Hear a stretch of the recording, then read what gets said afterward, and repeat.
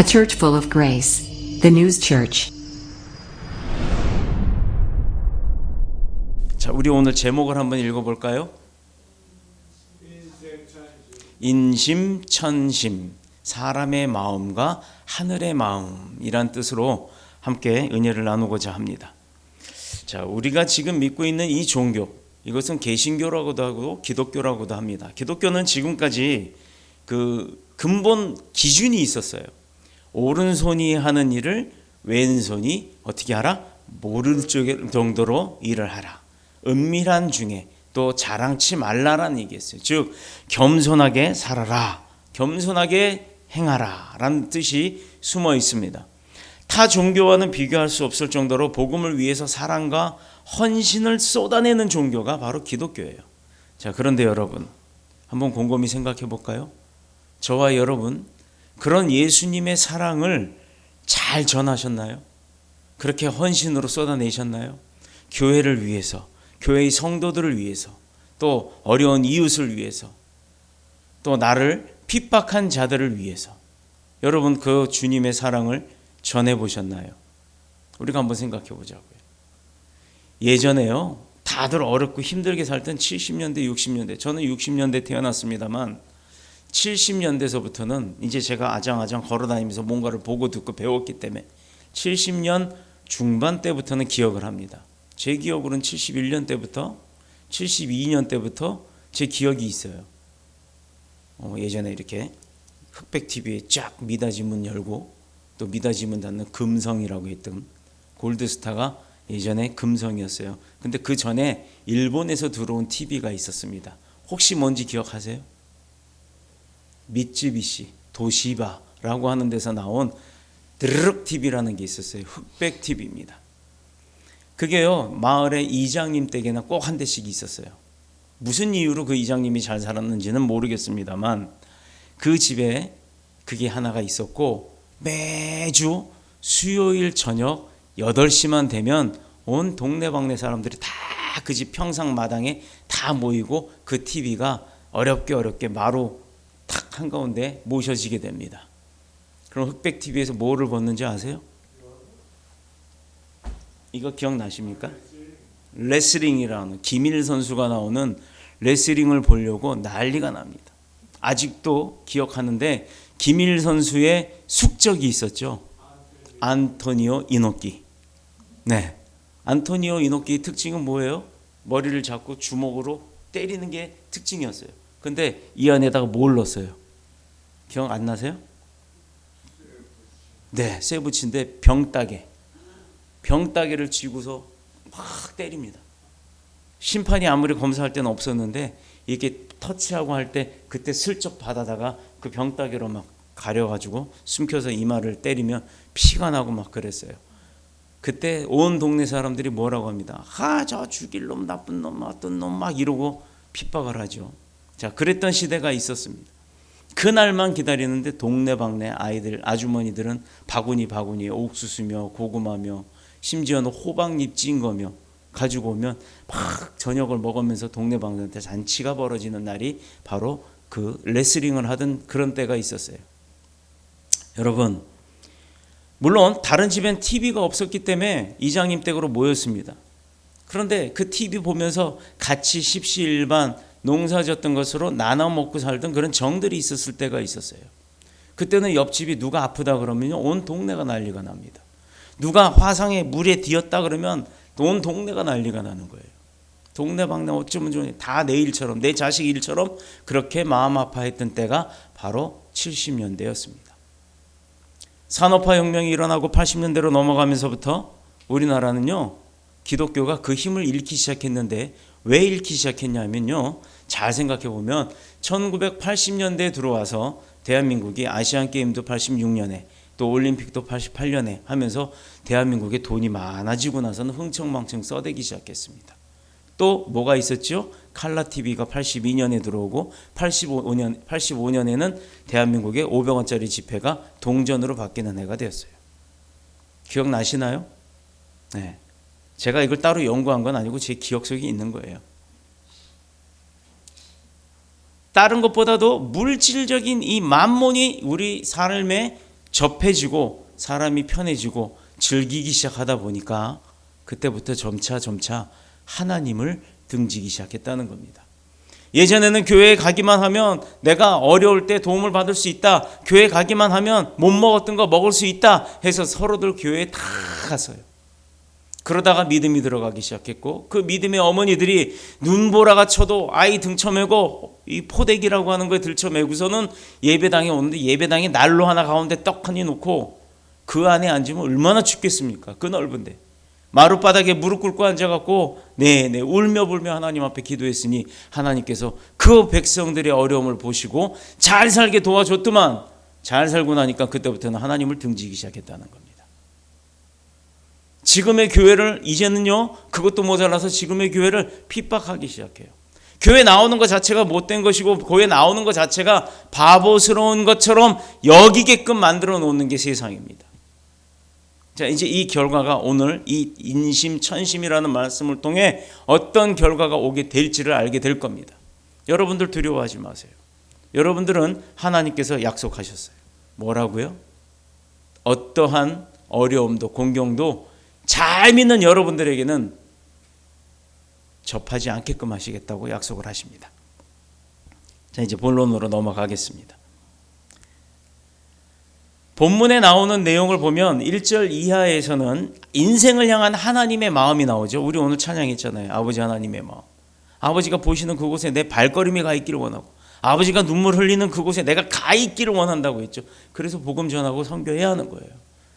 자, 우리 교회가 지금 계속 기도하는 게 있죠. 여러분들 정시기도 때 기도하시는 분들은 알고 계실 거예요.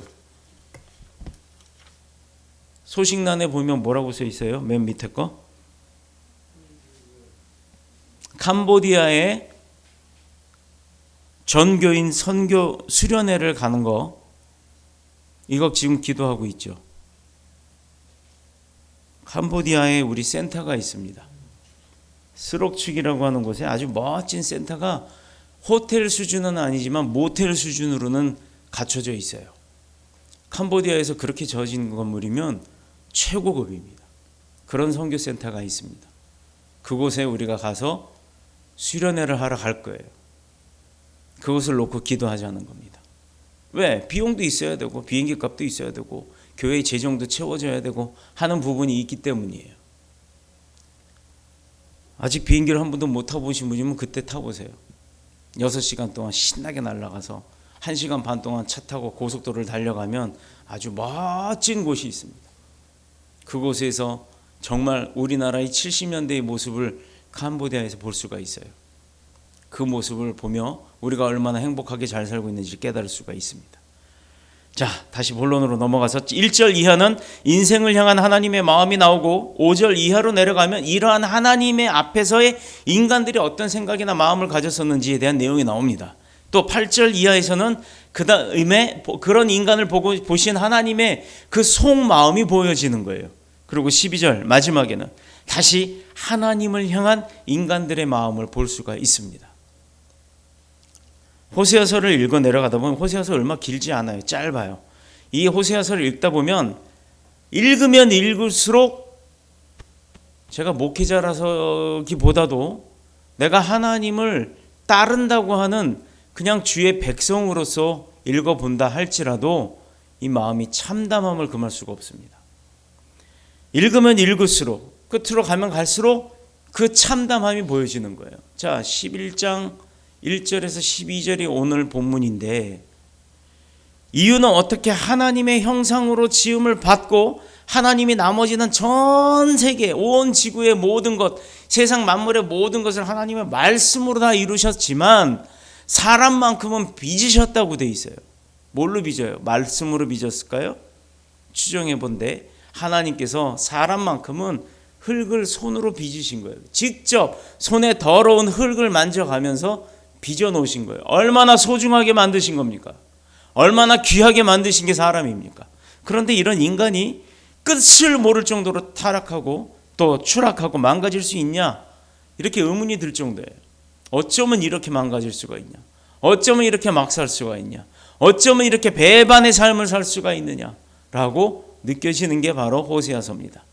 그런데요, 비록 호세아서 안에 있었던 구약의 인물들이 그랬던 게 아니에요. 여러분 주변을 살펴보면 지금 여러분 주변에도 그렇게 사는 인간들이 있습니다. 얼마나 안타깝습니까? 그래서 우리가 가족의 영혼 구원을 위해서 기도하자는 게 첫 번째 소식인 거예요. 그러고 보면 요즘 사람들의 심성이요, 지나치게 이중성을 가지고 있는 거예요. 일본 사람들 하면 아주 그 대표적이죠. 막 부부싸움을 합니다. 막 죽일 듯 부부싸움을 해요. 일본 남자들, 일본 여자들 부부싸움 하면요, 누가 이길 것 같아요? 우리나라 한국의 부부싸움 하면 남자가 이겨요, 여자가 이겨요? 요즘은 여자가 이깁니다. 일본도 여자가 이깁니다. 일본은요, 결혼하기 전에는 남자가 이겨요. 그런데 결혼하고 나면 여자가 이깁니다. 이게 일본 사람들이에요. 막 싸웁니다. 오래다대 막 이러면서 막 싸워요. 그런데 여자가 막 다다다다다다다 하다가 띠리링 하고 전화가 옵니다. 다다다다다 모시모시 이러고 받아요. 전화 소리하고 평상시 소리가 완전히 달라요. 또 일본 사람이, 제가 일본에서 근무할 때 당했던 일 중에 하나입니다. 어떤 계약을 이루어야 돼요. 어떤 제품을 납품을 해야 되는데 계약을 이루기 위해서 일본 사람 바이어하고 만나서 이야기를 하다 보니 이 사람이 아주 긍정적으로 대답을 합니다. 그렇군요. 이거 정말 좋은 기술이군요. 그럼 이 제품이 그럼 단가도 가장 저렴하네요. 알겠습니다. 내가 적극 고려해 보겠습니다. 여러분, 이렇게 얘기하면 계약이 된 거예요, 안 된 거예요? 한국에선 이 정도면 계약이 이루어진 거예요. 내가 3일 이후에 연락하겠습니다. 그럼 우리 안심하고 돌아가십시오. 이렇게까지 확답을 들었어요. 딱 돌아와서 본사에 전화합니다. 서울 삼성 본사에다가 전화해서 계약 거의 90% 성사입니다. 도장만 찍으면 됩니다. 미리 부품 수급을 위해서 준비하십시오. 600억 원어치예요. 600억. 부품값이 600억이에요. 그러면 거의 얼마가 완제품이 돼서 나가면 얼마짜리 계약이 있습니까? 1795억짜리였어요. 원래 1800억인데 5억을 빼준 거예요. 그래서 거의 수의 계약이 될 단계까지 갔던 겁니다. 그 계약을 맺고 신났죠. 큰 실적 올렸으니까. 신나서 3일을 아주 신나게 아주 그냥 룰루랄라. 3일 뒤에 전화가 안 와요. 어떻게 된 거지? 하루만 더 기다려볼까? 4일째. 이제부터는 불안하기 시작합니다. 이게 뭐지? 어떻게 된 거지? 잘못됐나? 전화를 합니다. 나카무라상 어떻게 됐습니까? 연락을 안 주시죠? 연락 주신다고 해서 기다리고 있는데요. 저희 준비 다 끝났습니다. 이분이 답변이 뭔지 아세요? 미안합니다. 내가 깜빡 잊었습니다가 아니고, 왜요? 왜 준비를 하셨어요? 내가 적극 고려한다고 했지 계약한다고 안 했는데요. 이게 일본인들이에요. 일본의 교회, 오사카시에 가면 시기노라고 하는 지역이 있습니다. 모리노미야, 오사카성 있는 그 모리노미야 역에서 한 6정거장만 더 가면 시기노라고 하는 완전 일본인 지역, 그곳에 일본인 교회가 있습니다. 오사카 그리스도 영광교회, 에이키 교회라고 하는 그 교회를 갔는데, 그 교회 이제 목사님하고 하던 이야기 중에 하나예요. 1년 365일 예배, 거긴 새벽 예배가 없습니다. 참고로 주일 예배, 오후 예배, 오전 예배, 수요 예배 이렇게만 있어요. 그리고 금요 철야 예배는 없어요. 그냥 가끔 콘서트라고 해서 찬양 예배를 드리긴 합니다만, 이렇게 예배를 자그마치 6년 동안 단 한 번도 지각도 안 해, 한 번도 빠지지도 안 해, 이렇게 열심히 나온 어느 남자 성도가 있었어요. 그 담임 목사님이 보기에 이제 집사 직분을 줘도 되겠다 싶어서 그해 크리스마스를 한 2주 정도 앞두고 올 크리스마스 때 세례 받읍시다. 내가 직분을 줘야 되니까 집사 직분을 줄 테니까 세례 받읍시다 라고 했더니 너희 전에 이렇게 얘기를 하더래요. 손사래를 치더래요. 아닙니다. 왜요? 겸손해서요? 그게 아니었어요. 나는 불교 신자예요. 나는 불교 신자예요. 나 세례 안 받아요. 자, 여러분, 이게 이해가 됩니까? 예배를 6년 동안 한 번도 빠지지도 지각하지도 않고 열심히 남았던 사람이 믿음 생활이 충실한 줄 알고 세례를 주겠다 했더니 거절을 해요. 이유는 불교 신자래요. 담임 목사님도 놀랬죠. 그럼 당신 6년 동안 뭐 한 거냐 그랬더니 나는 여기 노래가 좋아서 왔지 다른 거 좋아서 온 거 아니다. 이렇게 이야기를 합니다. 이게 일본의 현실이에요. 일본엔 교회가 있고 다다다다닥 붙어있기 때문에 교회에서 큰 소리로 찬양을 못해요. 민원이 들어와요. 시끄럽다고. 그러면 경찰, 교반이 출동을 합니다. 그러면 어떻게 해야 돼요? 찬양을 조용조용하게 해야 돼요. 할렐루야 이런 거 못한다. 박수 못 쳐요. 할렐루야 할렐루야 이렇게 속삭이듯 찬양을 하는 게 일본이에요. 그런 일본이 이웃집을 전도해야 될 거 아닙니까? 그래야 찬양에도 민원이 안 들어올 거 아닙니까? 최소한 두세 집씩은 전도를 해야 되죠. 목사님이 아침마다 일본에 쓸 것도 없어요. 버리지를 않으니 골목이 얼마나 깨끗한지 몰라요. 그냥 그 자리에 앉아서 밥을 먹어도 될 정도로 깨끗합니다. 그런데도 매일매일 몇 년을 마당을 쓸어줍니다. 그럼 지켜본대요. 창문 바깥으로. 저 사람이 왜 우리 집을 쓸어주나. 신경 안 쓴대요. 이렇게 3년쯤 되면 그때쯤 돼서 나와서 인사를 한답니다. 안녕하세요. 목사란 말이 없어요.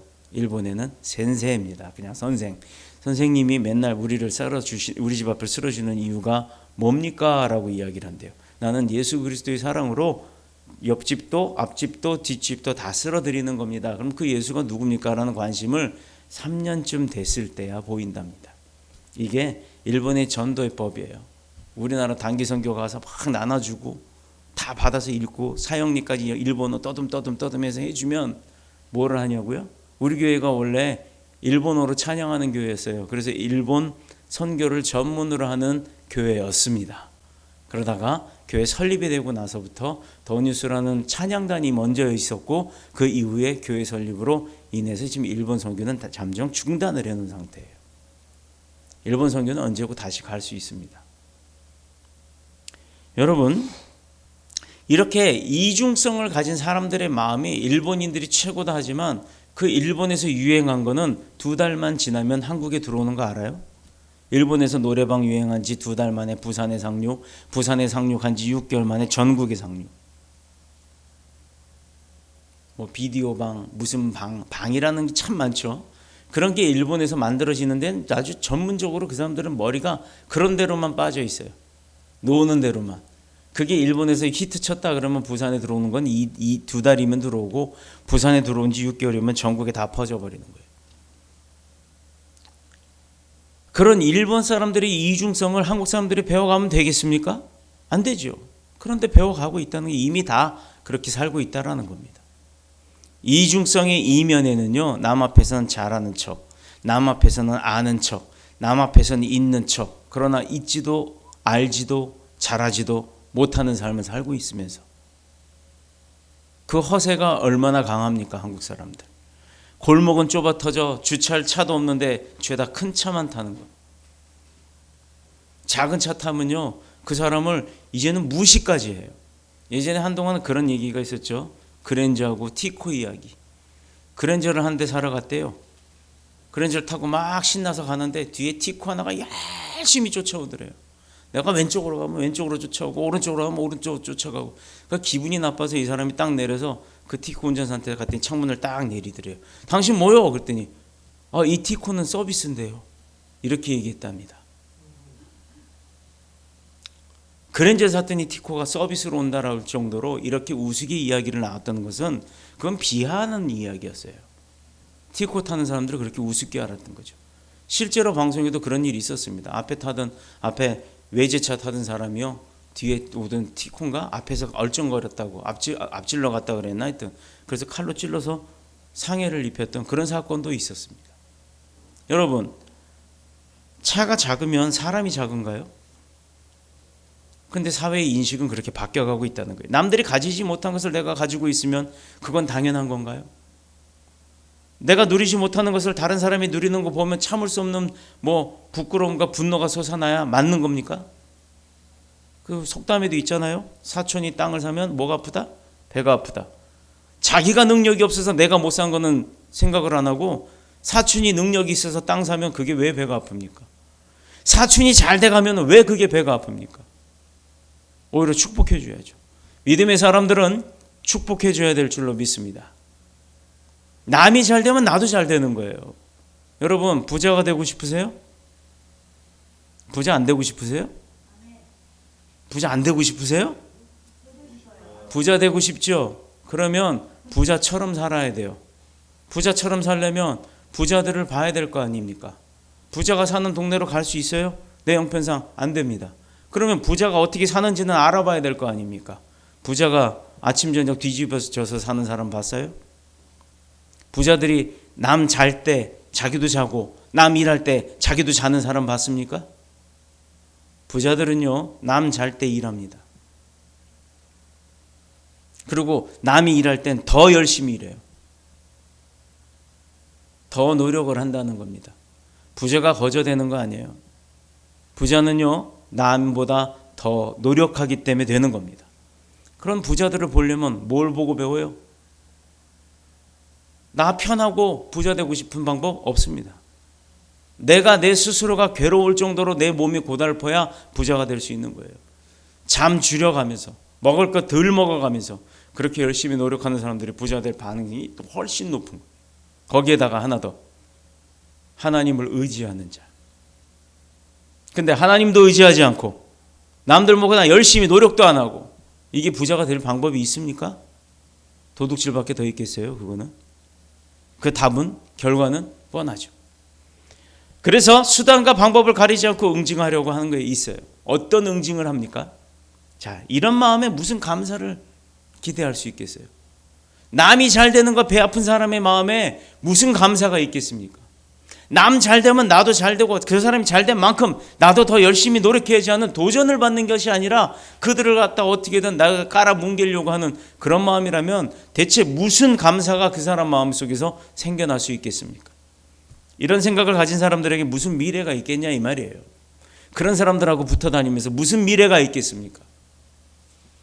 이스라엘을 향한 여호와 하나님의 마음이야말로 참으로 참담할 수밖에 없었던 거예요. 왜? 얼마나 안타깝습니까? 이중성을 갖고 살아가는 그 모습을 보니 하나님이 그거 모르겠어요? 다 알죠. 알면서도 그 마음에 이중성이 있으면 하나님이 안 보인다고, 하나님이 느껴지지 않는다고 안 계시는 것처럼 그렇게 이중적인 삶을 사는 사람들을 보면 하나님의 마음은 어떻겠냐고요. 아니 심지어 이런 목회자, 나 같은 목회자들도 그게 보이는데 하나님이 안 보이시겠냐 이 말입니다. 우리는 여호와 하나님을 사랑의 하나님이라고 배웠죠. 맞나요? 사랑이 많으신 하나님, 언제나 내가 부르면 대답해 주시는 친구 같은 예수님, 또 나를 늘 보호해 주시고 인도하시며 나를 이끌어내시고 사탄으로부터 막아주시는 성령님, 모든 것을 용서를 구할 때마다 용서해 주시는 아버지와 같은 아버지 하나님, 얼마나 사랑이 많으신 분이에요. 자, 본문 1절을 보면 하나님은 이스라엘, 이건 나라 이스라엘이 아니에요. 사람 이스라엘입니다. 이스라엘을 자기 자식처럼 사랑했다는 거예요. 얼마나 이뻐하셨냐고요. 그래서 내 아들을 애굽에서 불러내었다. 이스라엘 사람들 말이에요. 애굽에 종살이 하는 거 모세를 통해서 불러냈잖아요. 이렇게 표현을 했어요. 내 아들들을, 여기 뭐 아들들이라고 했더니 여성분들 뭐 우리는 아니네 뭐 이렇게 생각하지 마세요. 대표적인 상징, 이스라엘 시대 때는 남자들만 계수했다는 것, 그거 잊지 마시기 바랍니다.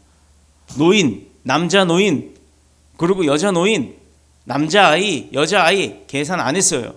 그냥 남자들만 계산을 했어요. 젊은 남자들만.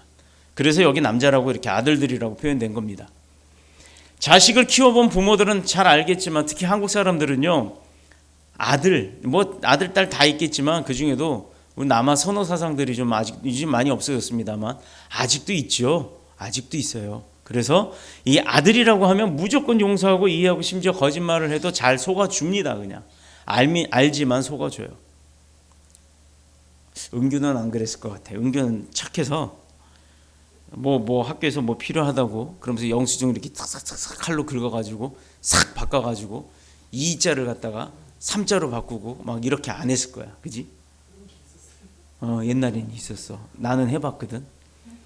학교에서 참고서 사야 된다고 이거 뭐 공부하는 동아전과인가 사야 되는데 동아전과가 그때 3,000원인가 그랬을 거예요. 3자를 갖다가 앞에다 이렇게 그리면 8이 돼요. 8,000원이라고. 근데 참 저도 바보예요. 돈은 제가 벌었거든요.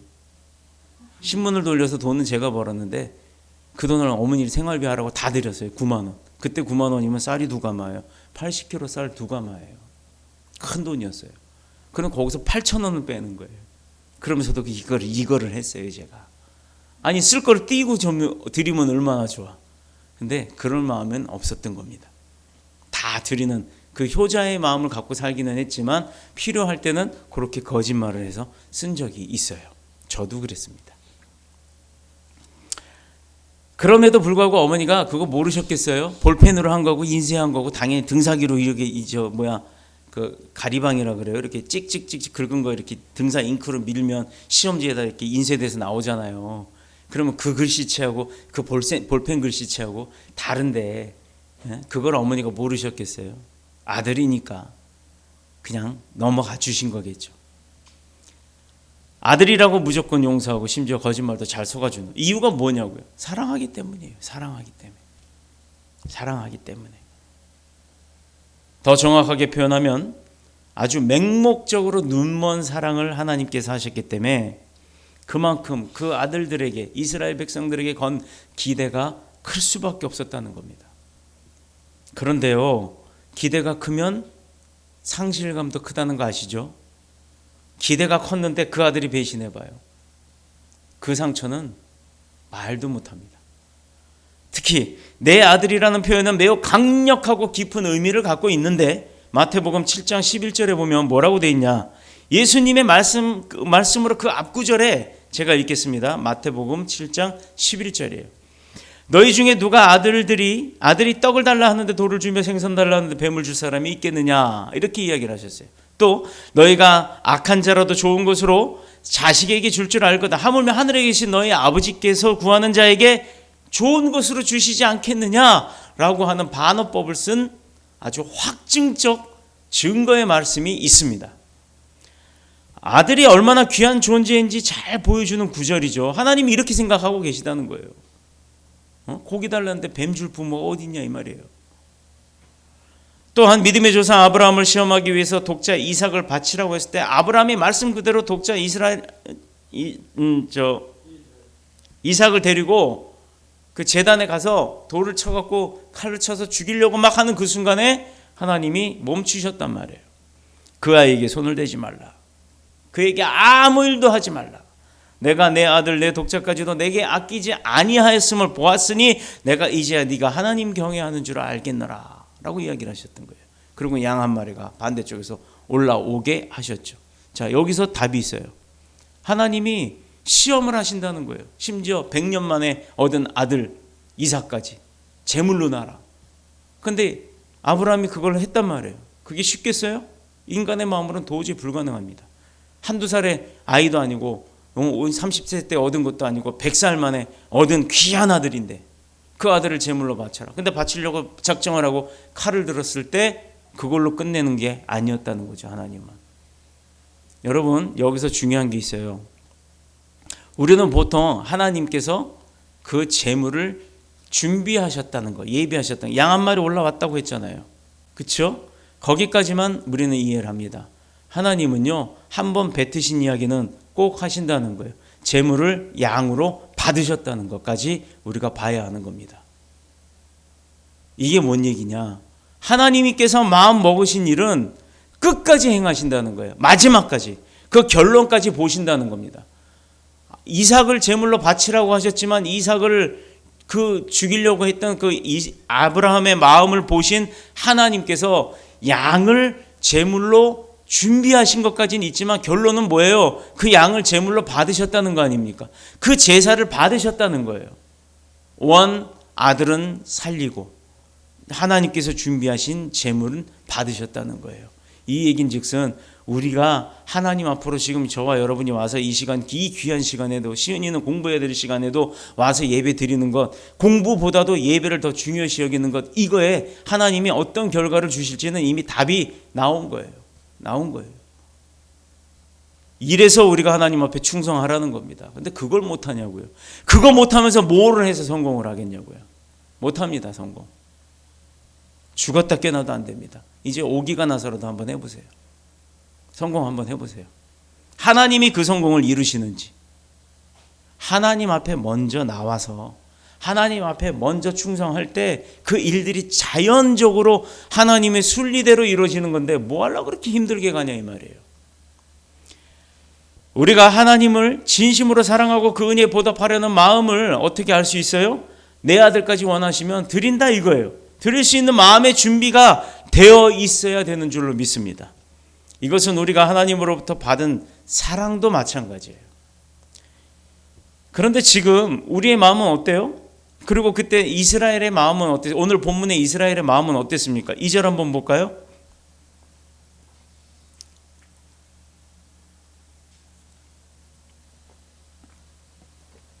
선지자들이 그들을 부르면 부를수록 그들은 점점 어떻게 했다고요? 하나님을 멀리했어요. 바알들에게 제사하며 아로새긴 우상 앞에서 분향했대요. 향 피우고 절했대요. 바알이 뭔지 아시죠? 사탄에게 가가지고 우상에게 가가지고 오히려 예배를 드리는데 더 신나했다 이 말입니다. 그냥 떠난 게 아니라 적극적으로 우상에게 분향하고 자신들을 스스로 제물로 드리고 있었다는 거예요. 3절에 보면요. 3절. 그러나 내가 에브라임에게 걸음을 가르치고 내 팔로 안았음에도 내가 그들을 고치는 줄을 그들은 알지 못하였도다. 내가가 누구예요? 하나님이잖아요. 에브라임은 이스라엘 백성 중 하나이고 그를 아기 때부터 걸음마도 가르치고 모든 걸 다 가르치고 심지어 어려움에서부터 안아서 돌봐주셨으면서도 그럼에도 그것을 알지 못했다는 거예요. 얼마나 어리석었으면. 지금 죽지 않고 살아있는 것도 하나님의 은혜고 내가 지금 사고당하지 않고 멀쩡히 버티고 있는 것도 하나님께서 지키심으로 인해 있는 건데 그걸 알지 못한다는 거예요. 이게 얼마나 어리석은 일입니까? 이게 얼마나 안타까운 일이에요. 여러분, 내 인생이 얼마나 살지 아십니까? 몰라요. 지금 당장 내가 길을 가다 사고가 날지 강도를 만나 죽을지 알 수 없는 거예요. 제가 경찰 출신이라 맨날 그런 사건만 봐서 그런지 몰라도 그런 사건이 얼마나 많은지 몰라요. 여러분, 알려지지 않아서 그렇죠. 하루에도 수많은 사람들이 죽어나갑니다. 그런데 그 사람들 중에 내가 아니라는 게 이게 얼마나 감사해요. 우리는 그 감사를 그래서 찾고 살아야 되는 거예요. 오늘 하루도 멀쩡히 내가 집에 들어와서 저녁에 잠을 잘 수 있는 상황이 되면 오늘 하루도 내게 아무 문제 없이 잘 돌봐주심에 감사합니다가 나와야죠. 안 나오니까 문제인 거죠. 그것도 모자라서 바알에 가가지고 절을 하고 있냐고요. 4절을 한번 볼까요? 내가 사람의 줄 곧 사람의 줄 사랑의 줄로 그들을 이끌었고 사람에게 매를 들지 않으셨대요. 사랑으로 끌고 오셨다는 거예요. 그들에 대하여 그 목에서 멍에를 벗기는 자같이 되었으며 그들 앞에서 먹을 것을 두었노라. 뭐요? 삶에 힘든 것 다 내려주시고 멍에가 뭔지 알죠? 소 뒤에 이렇게 등에 얼어갖고 이렇게 뒤에 쟁기 같은 거 끌게 하는 이렇게 V자로 된 거. 그 나무 몸뚱아리에 묶어가지고 그걸 끌면 소 등 껍질이요 딱딱해져요. 거기가 소를 키워보신 분들은 알 겁니다. 그들 앞에 먹을 것을 두었노라. 먹는 것조차도 하나님께서 주신다는 겁니다. 사람이 의식주가 제일 중요하다고 생각하죠. 그 의식주를 하나님이 해결하신다는 답이에요. 그거 깨달아야 합니다. 이 사랑의 줄이 뭐예요? 인간이 하나님의 형상을 본받아 만들어졌기 때문에 그 안엔 당연히 지정의가 존재하게 되는 겁니다. 그래서 하나님은 이 지정의가 없는 짐승처럼 사람의 줄인 멍에가 아니라 사랑의 줄, 곧 아버지 하나님의 사랑으로 그들을 양육하고 함께 하시면서 그가 가는 길을 이끌어 주시고 먹여주고 재워주고 입혀주셨다는 거예요. 부모의 사랑으로 교육이 잘 된 어린아이들은요 부모 말 한마디에도 순종 잘하고 움직입니다. 그러나 못된 놈들은요 어릴 때부터 부모가 고함을 질러도 못 들은 척해요. 심지어 방문 확 닫고 문 잠가버리고 그것도 안 되면 승질난다고 책 같은 거 집어던져버리고 나중에 부모 죽고 나면 통탄을 하죠. 근데 그놈이 장가가서 결혼해서 애를 낳으면 또 그렇게 애를 키운다는 거예요. 그리고 심한 경우에는 부모가 싫어하고 미워하는 집만 골라서 행동을 합니다. 호세아 시대의 이스라엘 사람들이 그랬다는 거예요. 요즘 시대는 어떤 사람들이 그렇게 합니까? 다 놓고 얘기하는데 코로나라고 이야기하면서 코로나 핑계대고 예배 안 나오기 시작하다가 아예 예배를 등진 사람들 많죠? 대한예수교 장로회에서 통계를 내봤어요. 45%나 됩니다. 믿음 생활하다 나오지 않는 사람들이요 45%나 돼요. 교회의 반 인구 45% 60만 명이 넘습니다. 지금 60만 명이면요 조그만 소도시 하나예요. 놀랍지 않으세요? 소도시 하나의 백성이 믿음을 버렸어요. 게을러서. 마치 먹을 것을 앞에 둔 짐승을 위해서 멍에를 벗겨 편하게 먹도록 하는 거예요. 예를 들어서 소가 등짐을 쥐고 있으면 여물을 아무리 갖다 줘도요 그것 때문에 먹는 게 힘들어요. 그런데 주인이 어떻게 해요? 소를 사랑하니까 아이고 너 오늘 수고 많았다, 내일 돕느라고 고생했다 얘야 하고 등짐을 내려놓고 멍에를 내려놓고 쇠죽이라 그래요. 그렇게 푹 이렇게 과갖고 아주 구수한 냄새가 납니다. 그걸 주면 소가 그냥 혓바닥을 이만한 걸 이렇게 하면서 이렇게 말아서 먹어요. 막 소걱소걱 먹습니다. 아주 잘 먹어요. 소 트림하는 거 보셨어요? 소는 트림 안 해요. 위가 4개 있기 때문에. 위가 4개라서 트림을 하질 않아요. 방귀는 낍니다. 그렇게 이스라엘의 멍에를 벗겨주시고 양식을 주셨다고 했어요. 그런데 이러한 하나님의 사랑에 대한 이스라엘 반응이 의외였다는 거죠. 3절에서 하나님이 그들을 품에 안았지만 5절에 가서는 그들의 주인처럼 행세하던 애굽을 연모하면서 하나님께 돌아가기 싫어했대요. 아니 자기들을 종으로 부렸던 애굽으로 오히려 되돌아갔으면 좋겠다라고 이야기를 하는 거예요. 종살이로 되돌아가고 싶어 하는 거예요. 지금 이 광야의 세월이 내가 너무 힘들고 고되다. 요즘은 어떻게 해요 여러분? 집 놔두고 멀쩡한 집 놔두고 텐트 사가지고 어떻게 갑니까? 어떻게 가요? 산으로 둘러 바다로 캠핑 가죠. 그래갖고 3, 4일 심지어는 일주일씩 캠핑의 맛이라고 그러면서 캠핑은 물론 즐겨하는 사람들도 있습니다만 집 놔두고 나가서 야전 생활을 하는 거예요. 그게 재밌다고 해요. 저도 좋아합니다. 저도 캠핑을 가요. 저도 좋아하는데 집 놔두고 뭐 하는 짓인지 모르겠어요. 근데 이들이 그랬다는 거예요. 아니 하나님의 인도하심 속에 그 종살이에서부터 벗어났더니 그거 옮겨가면서 목적지까지 가나안까지 가면서 옮겨가면서 천막 치고 옮기고 천막 하루에 13km씩 걸어 다녔는데 그 13km씩 가는 게 힘들답시고 다시 애굽으로 돌아가 살았던 게 그립다라고 얘기를 해요. 7절에서는 고집이 센 짐승처럼 하나님의 부르심에 오히려 점점 더 멀어졌다고 합니다. 우리 이솝우화에 보면 당나귀 이야기가 나와요. 솜 실은 당나귀. 어떤 당나귀는 아무것도 안 싣고 가고 지는 등짐이 이만한 솜을 싣고 갔다고 하니까 소금 실은 당나귀도 있는데 이놈의 당나귀가 지 등짐이 이만큼이고 소금 실은 당나귀는 이만큼이고 하니까 솜 실은 당나귀가 이제 심통이 난 거죠. 아유 쟤는 요만큼 실었는데 왜 나는 이만큼이야? 생각을 해보세요. 소금은 무겁잖아요. 그러니까 조금 싣고 솜은 가벼우니까 크게 실었는데 요놈이 심통이 난 거예요. 개울가를 가다가 그만 소금 실은 저 당나귀가 물에 빠졌는데 등짐에 있던 소금이 싹 녹아서 없어졌네. 우와, 요 솜 실은 당나귀가 머리에 꾀가 난 거예요. 지도 갖다 빠져버렸네. 여러분, 솜이 물을 먹으면 어떻게 돼요? 갑절 이상으로 무겁죠. 그래서 오히려 그 장대에 매맞은 그런 당나귀 이야기도 있습니다. 이것은 그야말로 은혜를 입으면 입을수록 그들의 마음이 오히려 강팍해졌다는 거예요. 딱딱해졌다는 거예요. 아버지의 사랑으로 양육을 받을수록 말씀은 배척을 하고 이제 좀 먹고 살만해지니까 이제는 하나님이 들리지가 않는 거예요. 왜 똑같은 삶을 사는지 아십니까? 하나님 앞에 열심히 나와서 믿음 생활을 하다가 좀 조금 올라갈만 하면 다시 내려가는 거예요. 미끄럼 타고.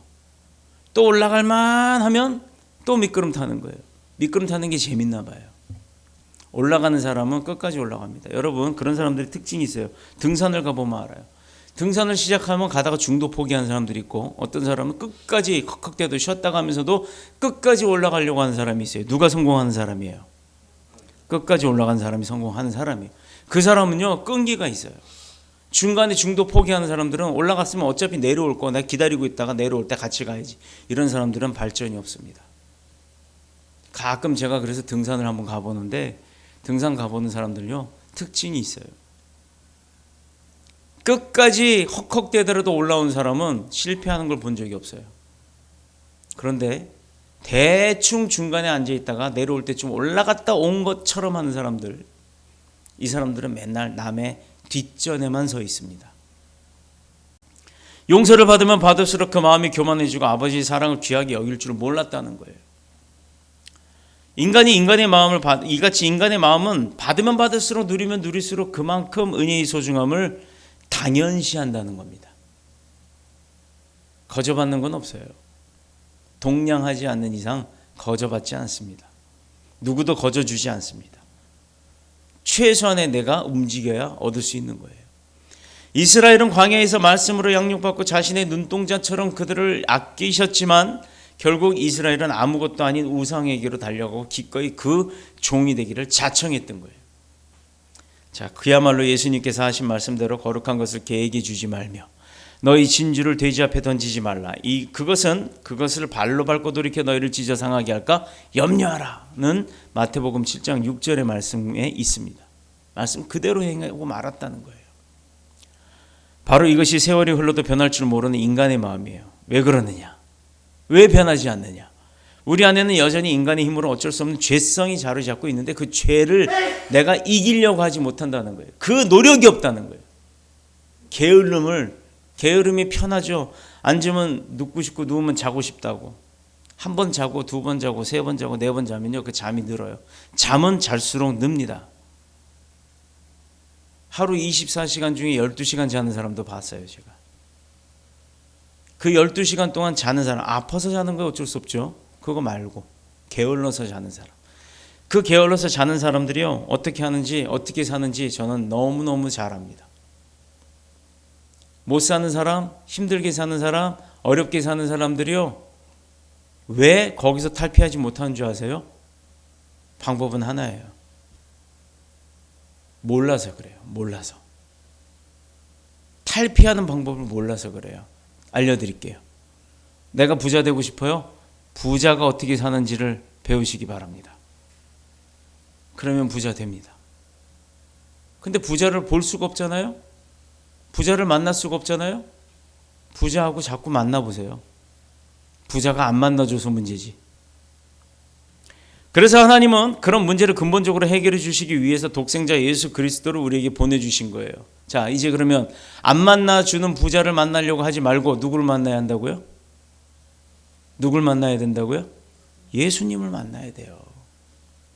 예수님이 부자 되게 해주신다고요. 아멘. 안 믿겨요? 신용불량자에 또 집도 없고 뭐 교회 다니니까 절도 없다고 할 필요 없고 차도 없고 지금 누구 얘기냐? 제 얘기예요. 제 15년 전 얘기입니다. 20년 전 얘기입니다. 저는 집도 많고 집도 뭐 빌라가 한 동이 있었어요. 그런데 어머니가 암에 걸리시고 나서 야금야금 집을 한 채씩 팔기 시작했는데 7년 동안 어머니 항암 수발을 받다 보니까 그때는 암 보험도 없을 때고 그 빌라 6개의 집이 있는 빌라의 주인이 결국 그 빌라 지하 반지하 방에 17평짜리 반지하 방에 사는 형편이 되어버렸어요. 왜? 다 팔다 보니까 어머니 병원비를 내야 되니까 월급 타가지고 중간 정산하고 나면 500원 남았어요. 그렇게 살다가 어머니밖에 없으니 형제 가족도 없고 형제도 없고 어머니 딸랑 한 분인데 어머니라도 살아야 나도 살 거 아닙니까? 그래서 그렇게 살다가 하나님 앞에 기도했어요. 하나님, 나 너무 힘들어요. 나 너무 힘드니까 내가 의지될 사람 하나, 친구 하나 만나게 해주세요. 그 만난 게 지금 안 목사님이에요. 제가 기도해서 만났어요. 근데 누가 막아요? 만나라 만나지 말라. 외아들에다가 병든 어머니랑 사는데 너 시집가서 너 그거 제대로 살겠냐? 만나지 마라. 한 사람이 있을 거예요 분명히. 근데 그거 막았습니까? 못 막죠. 하나님 뜻을 어떻게 막아요? 그리고 저도 마찬가지예요. 어떻게 알게 됐어요? 무전기로 만났습니다. 뭐 얼굴 만나고 뭐 선보고 한 것도 아니에요. 무전기로 만났는데 어느 순간에 무전기로 딱 들어오는데 목소리가 딱 안 목사님 목소리가 들려요. 그런데 그 순간 이 심장이 벌컥벌컥 뛰면서 이 여자 내 여자다. 이 생각이 딱 드는 거예요. 그래놓고 저도 놀라서 이게 무슨 도둑놈 같은 생각이에요. 누군지도 모르는데. 마이크를 이렇게 대고 얘기했어요. 심장 소리 들릴까 봐. 이게 실제 제 이야기입니다. 집도 절도 아무것도 없는 그런 사람을 만나놓고 밥값도 쩔쩔매고 있는 그런 저에게 와서 피죽도 못 먹는 상황을 알고서는 고기를 사준대요. 사실은 저는 그 고기값을 낼 자신이 없었어요. 왜? 어머니 병원비가 요만한 바카스병보다 저 판피린만한 요만한 병 하나가 250만 원짜리 로카미라고 하는 약을 사와야 되니까 그걸 일주일에 하나씩 맞아야 돼요. 그 한 병이 250만 원이에요. 그러니 장차 7년 동안 얼마를 썼겠습니까? 여러분 생각해 보세요. 400만 원 가까이 받는 월급이 그때는 크죠. 그 월급이 병원 중간 계산하고 나면 15일짜리 중간 계산하고 나면 없어요. 제가 그러고 살았다는 게 아니라 그런 저를 하나님께서 붙여준 사람이 안 목사님이었고 그렇게 아무것도 없고 돈만 들어가고 그런 형편에서 누가 만나겠습니까? 누가 결혼하려고 하겠어요? 이 여자 내 여자다라는 그 마음도 하나님이 주셨던 거고 하나님 앞에 기도했더니 그 다음날 그렇게 만나게 하셨고 이게 하나님의 역사를 하는 걸 이야기하고자 하는 거예요. 언약의 백성인 이스라엘이 축복의 땅에 가나안의 그 복의 근원이 되신 하나님의 자녀로 살아가게끔 이미 다 예정을 해놓고 그렇게 만들어 놓으셨음에도 불구하고 늘 고통과 문제가 따라왔다라는 거예요. 안 따라오지 않았어요. 제가 그렇게 해서 안 목사님 만나서 결혼 생활을 하기 시작하면서도 어머니 병원비 계속 들어갔습니다. 안 목사님이 그때 개인 레슨을 했어요. 돈 잘 벌 때요. 돈 잘 벌 때마다 저도 한 달에 월급 타면 꽤 됐잖아요. 300, 400씩 나오니까. 일 많이 한 날은 더 나오고. 그러면 그날은 당당하게 부릅니다. 만나죠. 인천 서구에서 만나요. 중간 지점이니까. 서인천 들어가는 그 로타리쯤에서 만나서 밥을 먹으러 갔는데 제가 고기를 산다고. 얻어먹기만 했잖아요. 그래서 나도 남자인데 지갑에 돈 들어있으니까 돈 탁 펴가면서 허세를 부리고 싶어서 고깃집에 가서 둘이 1인분씩 먹고 그리고 밥값 내겠대요. 그래갖고 카운터 딱 가서 지갑을 딱 여는데 손 하나가 딱 나옵니다. 딱 나가요. 본인이 내겠다고. 제가 그래서 그때 결심을 했어요. 이 사람이면 내가 믿고 의지하고 살아도 되겠다. 어머니 병원비 하래요. 밥값은 자기한테 있다고. 그리고 앞으로 만나는 건 밥값 낼 생각 하지 말고 만나래요. 자, 그러니 제가 그런 사람 하나밖에 없잖아요, 지금은. 하나님께서 허락하시고 하나님께서 계획하시고 만남을 이루게 하시고 하나님께서 계속 인도해 오시는 대로 제가 살아왔던 거예요. 둘이 살면서도 얼마나 저희가 고생을 했겠어요. 무일푼에서 시작을 했는데 결혼식도요 1,000만 원 카드에서 빚내 갖고 했어요. 그땐 1,000만 원만 있어도 결혼식 했거든요. 여러분 생각해 보세요. 누구 하나 형제들이 있어도 도와준 사람 없습니다. 도와달라고 하지도 않았어요. 여기 우리 조카도 있지만 아무도 그런 내용 몰라요. 그런데 지금 20년 동안에 저희가 살아온 그 과거의 결과는 굉장히 열심히 살았다는 거 하나 하고 쉰 적이 없어요. 또 예배 빠진 적이 없습니다. 단 한 번도 예배를 빠진 적이 없어요. 주일 예배 말하는 거예요.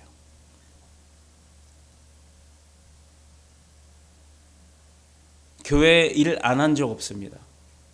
어느 교회에 가서 사역을 해도 지하서부터 옥상 꼭대기까지 제 손이 안 닿는 곳이 없을 정도로 다 만지고 고치고 해가면서 교회를 섬겼습니다. 지금은요 먹고 사는 거 걱정 안 해요. 왜 안 하는 줄 아세요? 그 삶이 하나님께서 인도해 오신 삶이 내가 몇십 년을 살다 보니까 내 삶이 아니라 하나님의 삶이라는 걸 알고 있기 때문이에요. 여기서 교만 들어가면 안 됩니다. 나 망하면 하나님 망하는 거네? 이거 아니에요. 그런 말이 아니고 하나님께서 하나님 앞에 충성하는 자에게 망하게 하지 않으신다는 겁니다. 이스라엘 백성에게도 그랬잖아요. 그 약속을 주셨던 거 아닙니까? 깨닫지 못하는 어리석음이 있었다는 거예요. 그러나 문제는요, 우리의 눈에 하나님보다는 세상이 먼저 보이고 하나님 뜻보다는 내 고집과 내 생각이 먼저 앞세워져 있다 보니까 점점 영의 눈이 어두워지는 거예요. 암만 안경 좋은 거 쓰면 뭐합니까? 내 시력이 2.0 플러스 4.0이면 무슨 소용이 있겠어요. 영적인 걸 아무것도 분별하지 못하는데. 그래서 영적 분별력을 상실하고 결국은 죄에 사로잡힐 수밖에 없는 거예요. 그 사탄의 유혹에 빠져 넘어가는 거예요. 이솝우화 또 하나 들어볼까요? 영혼을 사탄에게 판 자 이야기 있죠? 그가 나중에 잘 됐어요. 내게 돈을 준다면 내 영혼을 사탄한테 판다 그랬어요. 그랬더니 사탄이 그 소리 딱 듣고 영혼을 사고 그 사람에게 물질 축복을 주었습니다. 그 물질 다 쓰고 나 자기가 쓰기도 전에 아파갖고 죽을 때 되니까 다시금 자기가 더 살고 싶어서 그 영혼 돌려달라고 했더니 사탄이 뭐라고 합니까? 그때 가서 후회해봤자 소용없다는 거 아니에요. 그래서 영적 분별력을 상실하고 결국에는 죄에 사로잡혀가지고 어떻게 해요? 나는 내 마음대로 자유롭게 산다고 하지만 결국엔 죄에 사로잡힌 노예가 되고 만다는 겁니다. 본문 7절에 보면 마침내 그들이 축복의 근원이 되신 하나님을 따르게 되죠. 자, 이제 축복의 근원이 되시는 하나님을 떠납니다. 7절을 보세요. 돌아오라 할지라도 일어나는 자가 하나도 없다. 그냥 알게 모르게 떠나가는 게 아니라 끝끝내 내게서 물러갔다.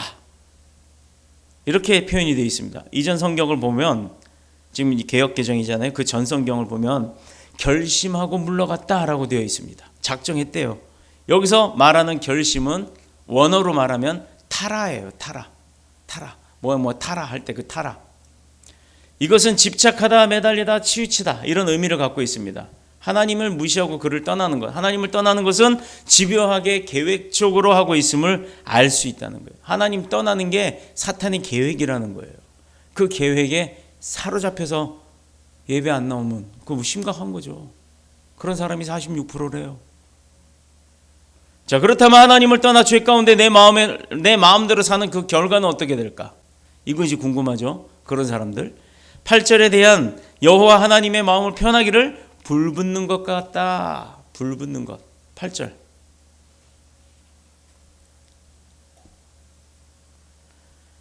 이에 대한 여호와 하나님의 마음을 편하기를 불붙는 것 같다는 거예요. 속이 타는 거예요. 맨 밑에 나의 긍휼이 온전히 불붙듯 하도다. 9절에는 맹렬한 진노라고 표현되어 있어요. 이거 무서운 거예요. 하나님이 진짜로 노하시는 거예요. 물론 이 구절들은 범죄한 이스라엘을 향한 하나님의 심판과 진노 중에라도 여전히 그들을 불쌍히 여기시는 변함없는 하나님의 긍휼을 말하는 겁니다. 그렇게 화가 남에도 하나님은 여전히 너를 사랑한다라고 하시는 거예요. 근데 그 이면을 보자고요. 사랑한다는 거 요것만 보고 아이고 나 지금 신나게만 내 멋대로 살다가 나중에 하나님 그래도 나를 용서하실 거야 라는 것 때문에 우리 그거 있잖아요. 내가 가서 오늘 엄마 잘못했어 하고 싹 빌면 뭐 내쫓기 하겠어? 이러고 잘못하는 거. 내쫓깁니다. 저는 홀딱 벗겨갖고 내쫓긴 적도 있어요. 한겨울에 우리 어머니 아주 독하셔가지고요. 그냥 속옷도 싹 벗긴 채로 문 밖으로 내쫓아요. 근데 그걸로 모자라서 물바가지를 확 뒤집어 씌워요. 11월, 12월 한겨울에. 그러고 나면 이제 열이 막 펄펄펄 나죠. 근데 저도 야가가지고요. 시골에 살았으니 볕단 쌓아놓은 추수하고 나서 그 볕단을 소 염을 주려고 이렇게 원형으로 집처럼 쌓아놔요. 그 속에 파고 들어갑니다. 물론 막 여기저기 가시럽고 긁히곤 해요. 그래도 그 속에 파묻혀 들어가 있으면 따뜻합니다. 그럼 저녁 때쯤 되면 어머니가 찾으러 나와요. 막 난리가 나요. 제가 원래 이름이 기석이에요. 서가 그러고 온 동네 막 쫓아다녀. 그러면 아까 뭐라 그랬어요? 동네 사람들이 어떻게 한다고 애 없어졌다 그러면 동네 사람들이 다 횃불 들고 쫓아다녀요. 서가 그러고. 물론 제가 잘못해갖고 혼나가지고 쫓겨난 겁니다. 그런데도 그렇게 숨었다 잠이 들어버리니까 애 없어졌다고 난리 났다고 막 동네방네 불 들고 난리가 난 거예요. 그 속에서 잠이 들었던 거예요. 자, 나왔습니다. 소리 듣고 나왔어요. 나오지도 못해요. 창피하잖아요. 홀딱 벗고 있는데 어떻게 나와요? 집세기 몇 개 이렇게 꿍쳐가지고 나오는 거예요. 싹 가리고서 이러고 나와요.